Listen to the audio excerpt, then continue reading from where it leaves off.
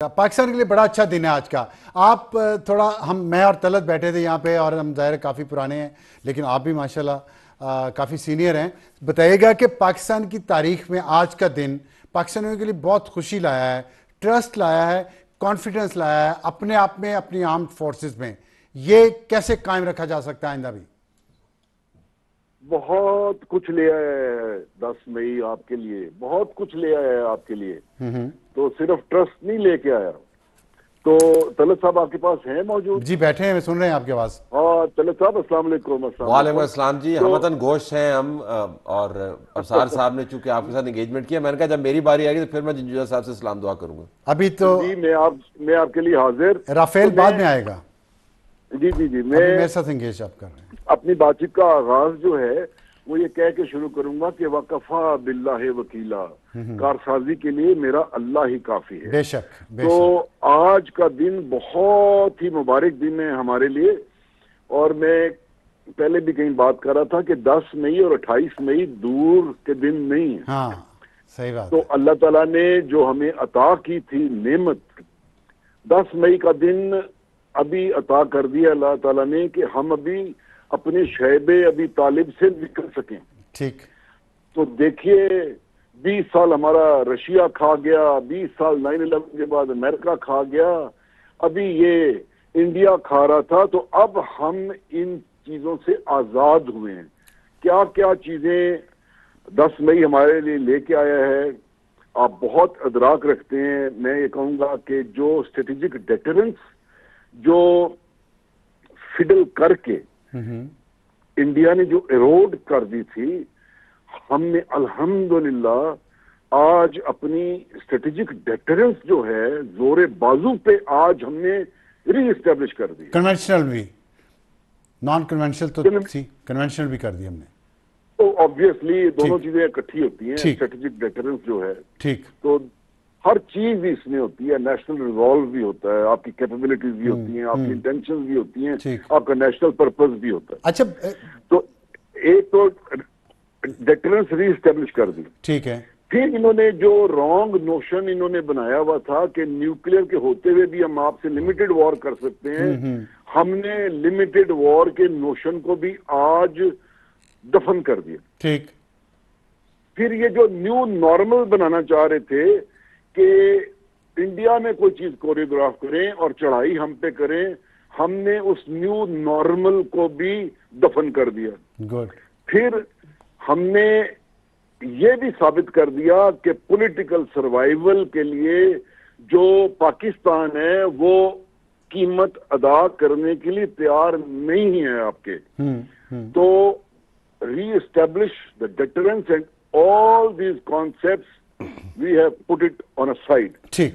फिर इसके साथ हमने अपनी स्ट्रेटेजिक रेलेवेंस एस्टेब्लिश कर लिया। ठीक है। मैं थोड़ा सा आपका कथा कलामी के लिए माफ़ी चाहता हूँ, लेकिन मैं ये जानना चाहता हूँ कि क्या जो आपने अभी बताया कि आपकी जो पॉलिटिकल प्रॉब्लम है मोदी के या भारत के, हम उसकी कॉस्ट पाकिस्तान नहीं पे करेगा, तो क्या मैं समझूँ कि आज के बाद फजर और जोर के दरमियान जो कुछ हुआ है तो मोदी का एंड शुरू हो गया है इंडिया में, सियासी एंड? जी देखिए, किसी के लिए बुरा तो नहीं चाहना चाहिए। नहीं, मेरा मतलब कि कामयाब इलेक्शन में के लिए शायद इंडिया के लिए बहुत बेहतर हो। जी बिल्कुल बिल्कुल, Modi's fate has been sealed. अच्छा। उसके साथ साथ जो है हिंदुत्वा का भी फेट हैज बीन सील्ड। तो वो जो उनकी एक्सट्रीम थॉट थी ना, वो जो हिंदू अखंड भारत की तलाश में जो थे, वो आज सफर यहाँ पे रुक गया। ये बड़ी अहम बात आपने की है। अखंड भारत का सफर अगर रुका है तो आप बलूचिस्तान में रहे हैं, BLA का हमें प्रॉब्लम है, तब भी था, आज भी है, TTP का था। इस अखंड भारत का जो नजरिया और मोदी का हिंदुत्व डूबने के बाद अब पाकिस्तान को बलूचिस्तान के हवाले से, TTP के हवाले से एडवांटेज क्या है और करना क्या चाहिए?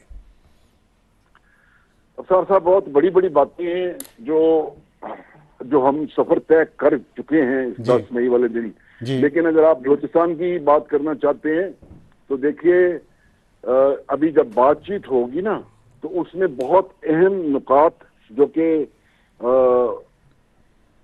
कि हमारी विजन में यकीनन हैं कि बातचीत होगी क्या। ठीक है। तो उसमें कश्मीर इंडस वाटर ट्रीटी, और अगली बात ये होगी कि जो आपका ऑर्गेनाइज्ड नेटवर्क बना हुआ है, जो जो हमें बलूचिस्तान में और केपी में कर रहे हैं अपना, हमें डिस्टर्ब हमारी स्टेबिलिटी को, उनको आप रोल बैक करें। ठीक। तो ये डेफिनेटली जो है ये भी पार्ट ऑफ एजेंडा होगा, जिस बातचीत के लिए हमने भी राजी किया कि हम ठीक आपस में है। मिलकर तो इसमें ये जो आपने बात की है कि वो रोल बैक करे अपना जो टेरर नेटवर्क है पाकिस्तान में, जिसकी वजह से टेररिज्म हो रहा है, क्या आपको यकीन है कि इंडिया ये काम करेगा और खुलूस दिल से करे, खुलूस नीयत से करेगा, खास तौर पे इस बैकग्राउंड में कि आज ही सीज फायर अनाउंस की है और आज एक्सटर्नल अफेयर्स मिनिस्टर जो इंडिया का है उसने इसको सीज फायर नहीं कहा, स्टॉपेज ऑफ फायरिंग कहा है, लेकिन LOC पे इस वक्त खबरें ये आ रही हैं कि अभी भी फायरिंग जारी है। देखिए ये वक्त है गहरी नजर रखने का। ठीक। वो सीज फायर की बात तो होगी, लेकिन उसके लिए अगर वो कोई ऑल्टरनेटिव लफ्ज चुन रहे हैं तो इसका मतलब है they are looking for a face to show.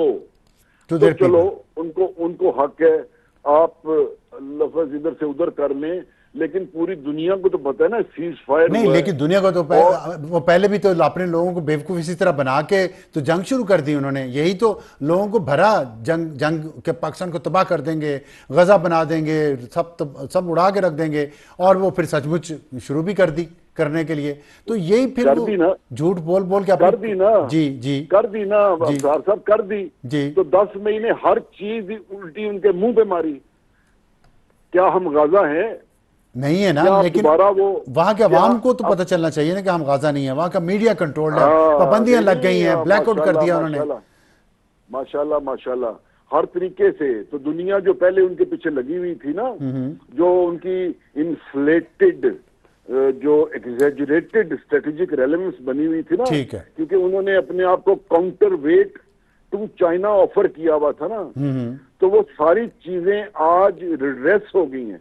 मैं ये कहना चाह रहा था, और बहुत बड़ी बड़ी बातें हैं ग्रैंड स्ट्रेटेजिक लेवल पे, तो जिसमें हमें अल्लाह ताला ने असेंडेंसी अता फरमाई है, अल्लाह ताला ने हमें बहुत सबकत और फौकियत दी है। बहरहाल अभी इसमें अभी देखना ये है कि गहरी नजर रखनी है, पलक नहीं झपकनी, और अपने जो देखना है कि जी सीज फायर का जो कह के, तो अभी ये क्या वाकई अपना मिलिट्री स्ट्रक्चर, जो मिलिट्री फॉर्मेशन जो आगे फॉरवर्ड एरिया में लेके आए थे, उनको रोल बैक करते हैं नहीं करते, तो ऑब्वियसली मुज़ाकरात की इस तरह की भी शराइत बन जाएंगी ना बाद में। ठीक। तो इंशाल्लाह ताला we have come a long way.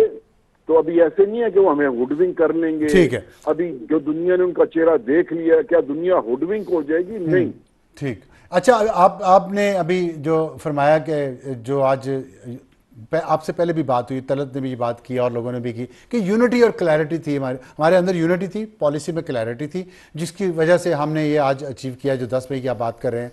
तो मुझे उस पर हम सवाल ये बात ये कर रहे थे कि क्या यही यूनिटी और यही क्लैरिटी ऑफ पॉलिसी मईशत में आ सकती है, जिसके लिए एक सिविल मिलिट्री ताल्लुकात का बेहतर होना बहुत ज़रूरी है? क्योंकि मैं तलत ब्रेक में अभी बात कर रहे थे, तलत कह रहे थे कि मुझे खौफ ये आ रहा है कि कुछ दिनों बाद मुझे दोबारा पॉलिटिकल इश्यूज़ पे बात वही शो करने पड़ेंगे रूटीन के, कि जी उसने उसको ये कह दिया वो कह दिया।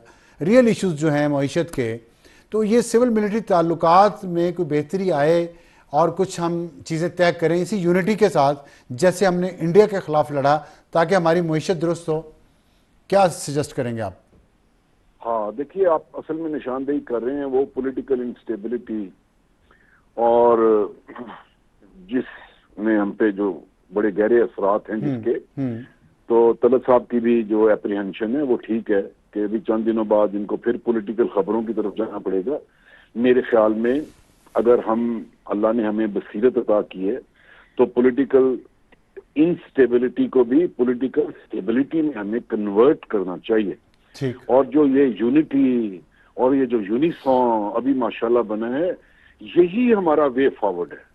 दूसरा मैं आपको बताऊं, आपको पता होगा कि इकोनॉमिकली जो इंडिया ने गेन किया है, और उसकी मार्केट्स और कंज्यूमर मार्केट्स, उसका साइज और काउंटर वेट टू चाइना जो उसे फवायद हुए हैं, अब वो भी रीओरिएंटेट होंगे। ठीक। और जो क्रेडिबिलिटी, स्ट्रेटेजिक रेलेवेंस पाकिस्तान जिसके साथ मर्ज हुआ है, तो उसके साथ हमारी इकोनॉमिक अपॉर्चुनिटीज बहुत ज्यादा बनेंगी। अब वो जो रोड़े अटकाए जाते थे हमारे सी पैक में और बहुत सारी ऐसी चीजों में, हमारा स्ट्रेटेजिकली रेलेवेंट होने में बहुत सारे मसाइल वो भी हल हो जाएंगे। और ठीक। बहुत सारे लोग जो भाग भाग के इंडिया जा रहे थे ना, वो आपके पास आना शुरू होंगे। ठीक है। तो वाकईतन हमें पॉलिटिकल स्टेबिलिटी चाहिए, इसमें कोई दो राय नहीं है। और यही इत्तेफाक, यही भाईचारा और ये यूनिसॉन लेके चलने आगे।